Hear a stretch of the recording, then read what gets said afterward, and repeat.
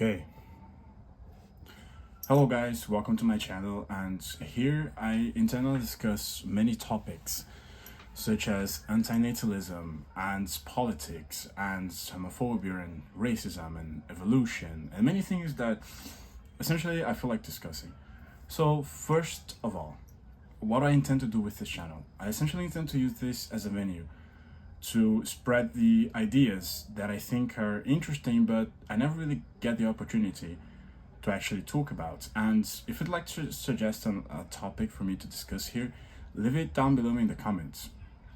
Okay, so I'd first like to discuss how working is a problem and how it prevents you from being happy. Essentially, all of humans come from a history of being domesticated. So, I think that it started with the advent of the agricultural revolution.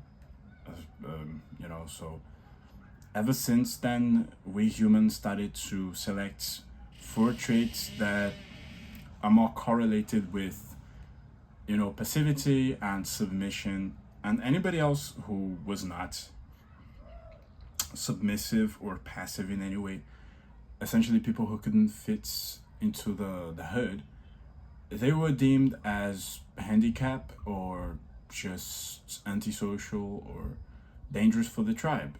And in my opinion, that's the root of racism and homophobia and many other prejudices that the human society holds nowadays. Is essentially people and autism and neurodivergences in general, and even psychopathy one way or another.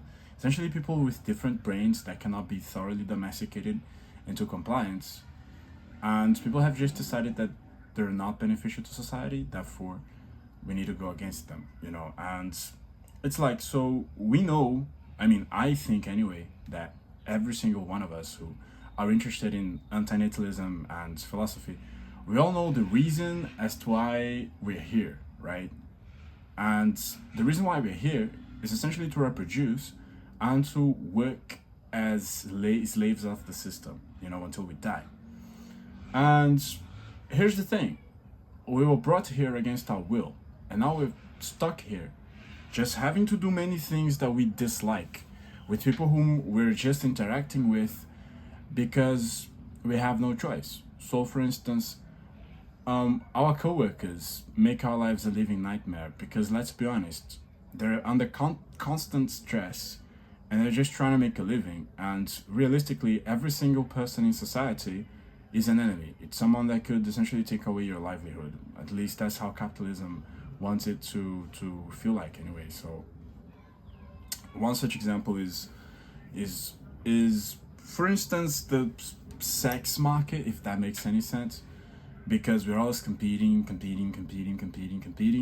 and society says that if you want to achieve or gain what it says is beneficial, you have to essentially just sacrifice everything about your individuality. And we have neurotypicals who are mostly just able to do so, since the entire reality that we live in has been created for them. Then we have the neurotypicals, the neuroatypicals, or the neurodivergents.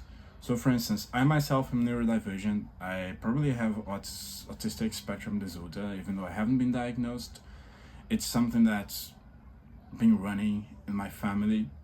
And so my behaviors and my inability to fit into society, I feel like, all show proof that indeed there must be something wrong about me. I guess, personality and neurology wise, because I cannot fully adapt to human society. And it's like, okay, so I was brought here against my will. Now I cannot adapt to society, and I have a very tragic story, so I don't have parents. And like, every single day I find it very hard to continue to move on. It's like, I'm not even that depressed or anything, and I'm Brazilian, I'm poor, but I still have access to some resources. And it's like, I wake up every day and I'm like, why am I doing this, right? I've got no idea. And it's all just because my parents just thought it'd be a good idea to bring me here. And I'm like, why?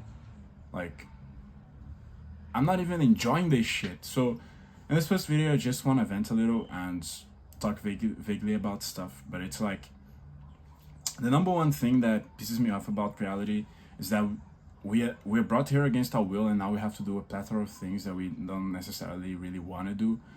And people just patronize you and humiliate you if you don't fit in. And I'm just trying to fit in, but I just can't because I'm different. And it's like, okay, so what should I do? Because I'm miserable. Sorry about that. Well, I don't really know. I could try many things, but none of the things that I've tried really work.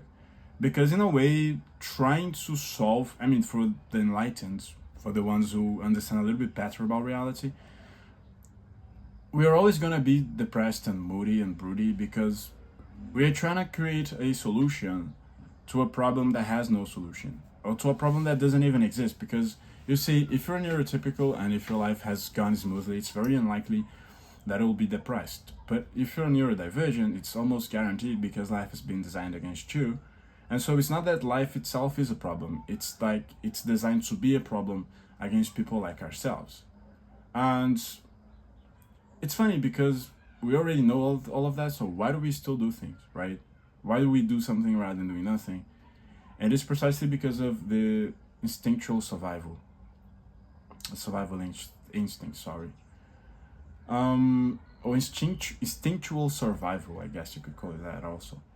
But like, I have watched many antinatalist channels and many red pill channels, and the end result is always the same. They start talking about the topics they're really interested in, they get saturated, and many of them just vanish. So for instance, my favorite channel related to antinatalism is probably, I doubt it, but he deleted his channel. You know, he had a very sad story. His brother committed suicide.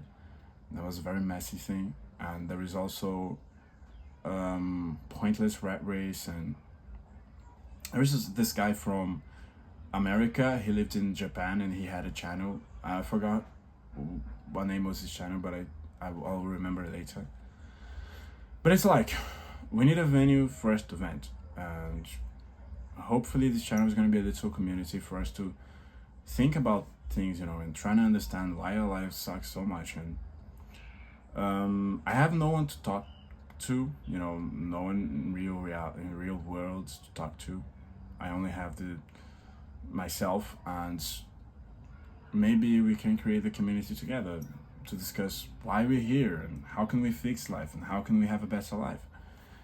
But what usually helps me deal with antinatalism's realization about reality is that I just think to myself, oh, I don't have kids, I never will have kids, and I'm not part of the problem, and all I have to do is to live with little money and put myself in my, you know, to understand where I really belong, you know, not having delusions of the American dream, or not trying to be rich, and just trying to have a little bit of peace, because I think that everybody who's brought here against our will, especially, they deserve to be happy, you know, they absolutely deserve to be happy. And even if happiness isn't a real thing, maybe we can create our own version of happiness, you know? Because we're brought here against our will, we've suffered so much to the point where we became antinatalists, and now what we're gonna do, we're gonna kill ourselves, you know, and just destroy all the possibilities that we could be happier. Maybe that's a way to do things, but I don't know how realistic it is. And so I'd like to just build something, and hopefully this is gonna be it. So leave your comments down below, remembering that this is just an introduction, and excuse me about my English, and see you later. Bye.